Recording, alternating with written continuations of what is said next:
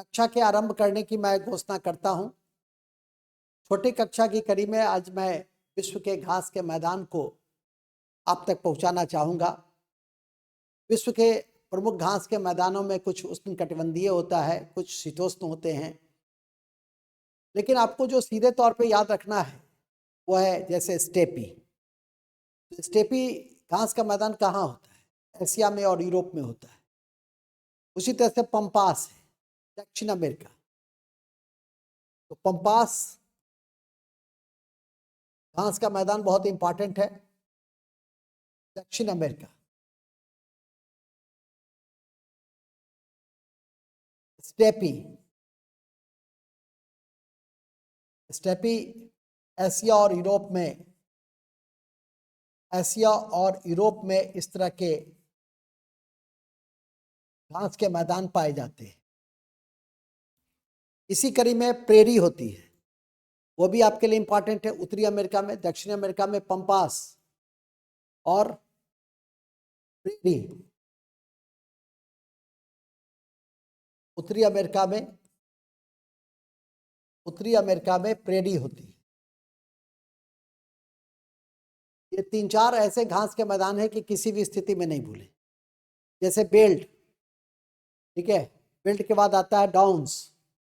तो बेल्ट है अफ्रीका में, बेल्ट है दक्षिण अफ्रीका में, जबकि डाउन्स है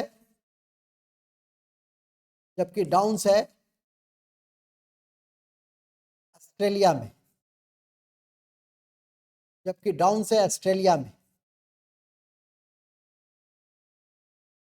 ऑस्ट्रेलिया में, बेल्ट है दक्षिण अफ्रीका में, पंपास है दक्षिण अमेरिका में, जिसमें ब्राजील, अर्जेंटीना वगैरह आता है। उत्तरी अमेरिका में प्रेरी आती है, जिसे आप ध्यान करके रख सकते हैं। और इसी में कंपास ब्राजील में है और लानोज वेनेजुएला में। कंपास ब्राजील, अगला G20 की बैठक होगी, और लानोज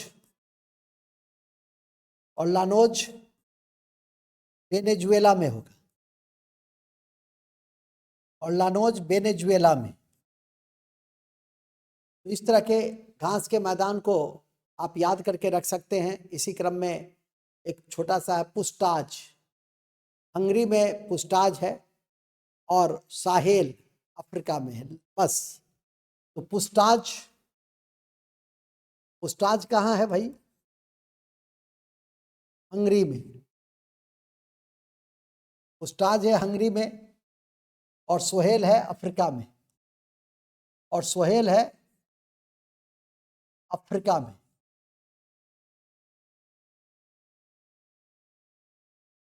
है अफ्रीका में, जो परीक्षा के दृष्टि से महत्वपूर्ण है। इसी तरह से न्यूजीलैंड का भी एक ध्यान रख सकते हैं, कैंटलबरी,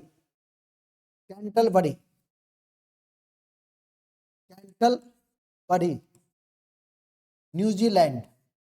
बस, तो इस तरह से ये 7-8 जो घास का मैदान है उसे किसी भी स्थिति में नहीं भूलना है। लगभग सभी परीक्षा के दृष्टि से ये महत्वपूर्ण है और आपको ध्यान करके रखना चाहिए परीक्षा के दृष्टि से। इन्हीं शब्दों के साथ हम आज के इस कक्षा की समापन की घोषणा करते हैं। जय हिंद, जय Bharat, all the best. Thank you very much, बहुत बहुत धन्यवाद।